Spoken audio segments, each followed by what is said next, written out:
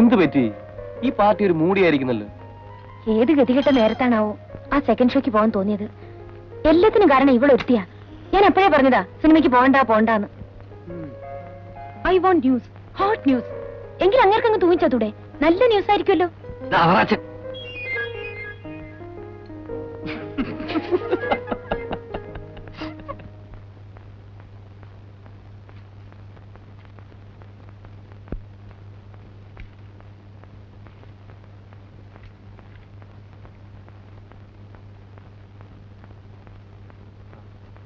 കഴിഞ്ഞോ? മത്തായി, ഇത് കമ്പോസ് ചെയ്യാൻ കൊടുത്തേക്ക്. എനിക്ക് 2-3 റീഫിൽസും വേണം.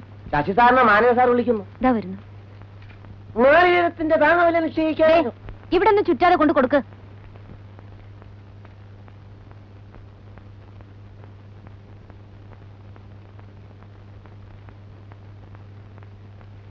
ഇന്നലെ അവറാച്ചായനൊന്ന് കുടഞ്ഞു അല്ലേ? മനുഷ്യത്വം പത്രക്കാർക്ക് ഒരു അനാവശ്യ സാധനമാണ്. നിങ്ങൾ പെൺകുട്ടികൾക്ക് അതിനോടൊക്കെ താതാത്മ്യം പ്രാപിക്കാൻ അല്പം സമയമെടുക്കും. ശരിയായിക്കൊള്ളും. ഇതൊക്കെയാണെങ്കിൽ അവറാച്ചായന് ശശിയെ കുറിച്ച് വലിയ പ്രതീക്ഷകളാണുള്ളത്. എന്നെ വിളിപ്പിച്ചത് എല്ലാം പറയാം, വരൂ.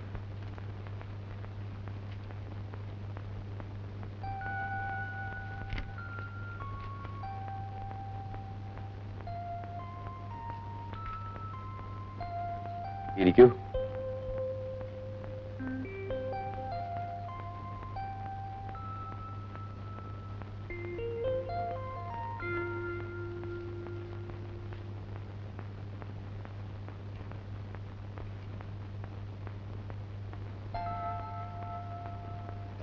പേടിക്കണ്ട, വഴക്ക് പറയാനൊന്നുമല്ല ഞാൻ നിന്നെ വിളിപ്പിച്ചത്.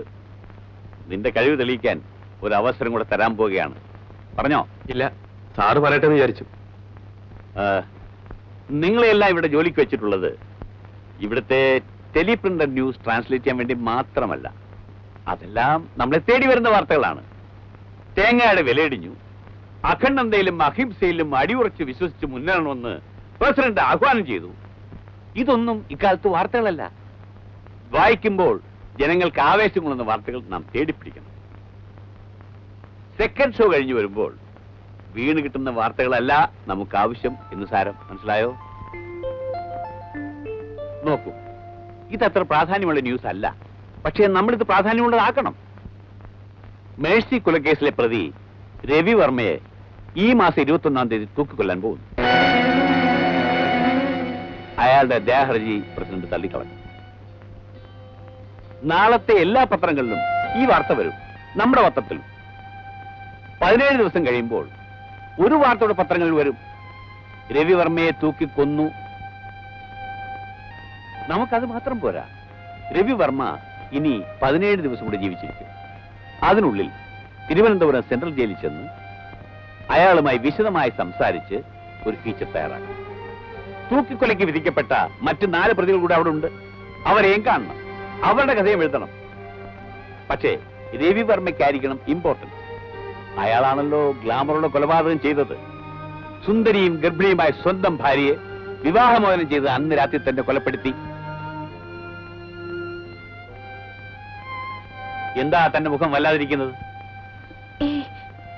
ഒന്നുമില്ല. ജയിലിൽ പോകാൻ പേടിയൊന്നുമില്ലല്ലോ? അങ്ങനെയൊന്നുമില്ല. ഫോട്ടോഗ്രാഫർ ചന്ദന്റെ കൂടെ അയക്കാം.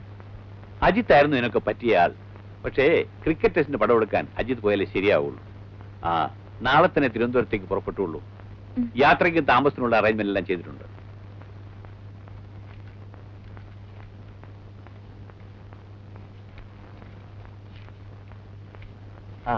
രവിവർമ്മയെ സൂക്ഷിക്കണം കേട്ടോ, ഭാര്യയെ കൊന്നവനാ.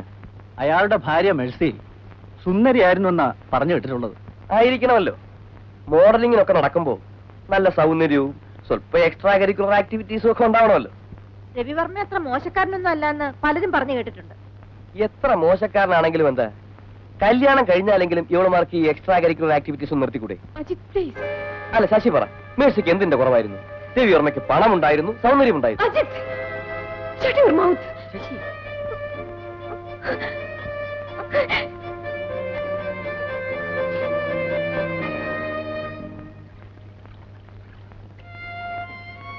നീയും മേഴ്സിയും തമ്മിലുള്ള ബന്ധത്തെക്കുറിച്ച് അവർക്കൊക്കെ സംശയം തോന്നിക്കാണില്ലേ? അജിത്തിനും മറ്റും. എന്തോ എനിക്കറിയില്ല. എനിക്ക് മനസ്സിനൊരു സമാധാനമില്ല സുമേ. പോകാതിരുന്നാലോ എന്ന് ആലോചിക്കാൻ ഞാൻ. ഛേ, നിനക്ക് കുറെ കൂടി ധൈര്യവും തന്റേടും ഉണ്ടാകുമെന്നാ ഞാൻ കരുതിയത്. രവിവർമ്മയ്ക്ക് നിന്നെ കണ്ടാൽ അറിയില്ലല്ലോ. നീ അയാളെയും കണ്ടിട്ടില്ല. പിന്നെന്താ? അതല്ല, അയാളെ കാണുമ്പോ എനിക്ക് മരിച്ചു കിടന്ന മേഴ്ചേച്ചിയുടെ മുഖം ഓർമ്മ വരും. എനിക്കെന്റെ നിയന്ത്രണം തെറ്റുമെന്ന പേടി. ഒന്നും സംഭവിക്കില്ല. നീ ഒന്ന് ധൈര്യമായിട്ടിരുന്നാ മതി. എന്തെങ്കിലും ഒഴിവ് കഴിവ് ഓർഞ്ഞു പോകാതിരുന്നാൽ പത്രമാഫീസിൽ ആകെ സംശയം ഉണ്ടാകും. നിന്റെ പ്രൊഫഷനെ സംബന്ധിച്ച് ഇത്ര നല്ലൊരു അവസരം ഇനി കിട്ടിയെന്നും വരില്ല. നീ എന്താ ഒന്നും മിണ്ടാത്തത്? പോകാം.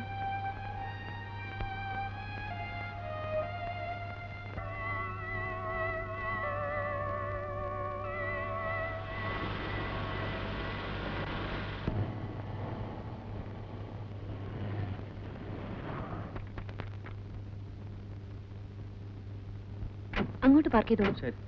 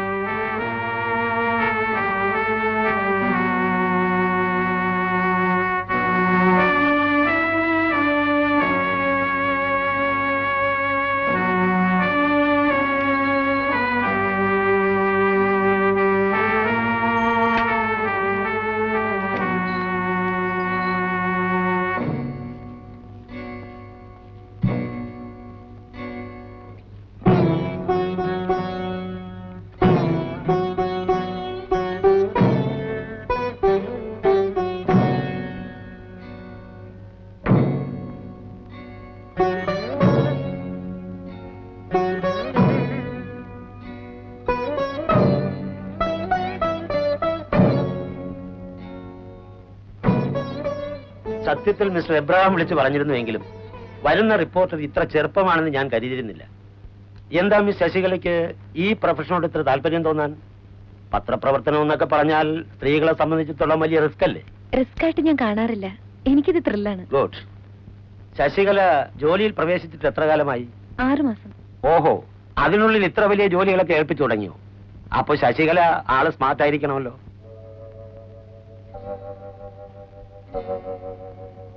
ഇവിടുത്തെ സെല്ലുകളെല്ലാം ഒഴിഞ്ഞെടുക്കുകയാണല്ലോ. ഏയ്, ഹൗസ്ഫുൾ. പകലെല്ലാം തടവുകാർ പല ജോലികളിൽ ഏർപ്പെട്ടിരിക്കും.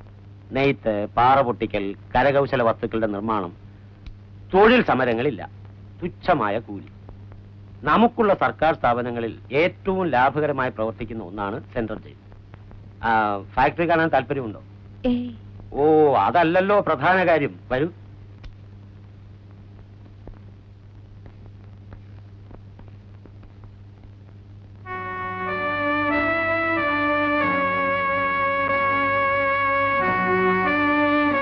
അതാണ് കണ്ടംപ്റ്റ് സെൽ.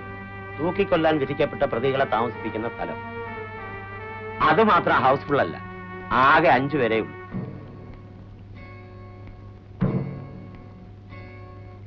ആ, ഇനി നമുക്ക് ഗാലോസ് കാണാം.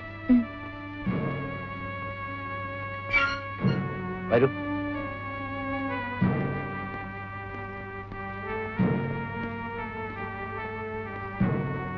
ഇതാണ് തൂക്കുമേട. ഇവിടെ തൂക്കുകയറ് കാണുന്നില്ലല്ലോ. സ്ഥിരമായി അങ്ങനെ ഒരു കയർ ഉണ്ടാവാറില്ല. തൂക്കിക്കൊല്ലേണ്ട ആളിന്റെ വണ്ണവും തൂക്കും അനുസരിച്ച് പ്രത്യേകം കയറുണ്ടാക്കാറാണ് പതിവ്. തൂക്കിക്കൊല്ലേണ്ട ആളെ ഈ തട്ടിൽ നിർത്തും. മുഖം കറുത്ത തുണി കൊണ്ട് മൂടും. എന്നിട്ട് കഴുത്തിൽ കുരുക്കിടും. കുരുക്ക് മുറുകി കഴിഞ്ഞാൽ ഇവിടെ ഒരു ലിവർ ഉണ്ട്. അത് വലിക്കുന്നതോടെ ഈ തട്ട് താഴേക്ക് പോകും. ഇതൊക്കെ ആകെ തുരുമ്പെടുത്തിരിക്കുകയായിരുന്നു. ആരാച്ചാർക്കും മരിക്കുന്നവർക്കും ഒക്കെ ബുദ്ധിമുട്ട്. ഈയിടയ്ക്കാണൊന്ന് പുതുക്കിയത്. പുതുക്കിയിട്ട് ഉദ്ഘാടനം നടന്നിട്ടില്ല. ഈ വരുന്ന 21-ാം തീയതിയാണ് ഉദ്ഘാടനം. ഉദ്ഘാടകൻ ആരാണെന്നറിയാമോ? രവിവർമ്മ.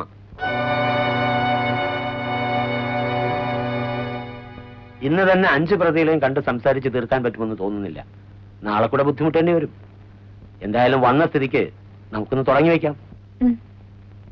ആദ്യം രവിവർമ്മയെ തന്നെ ആവാം. എന്താ?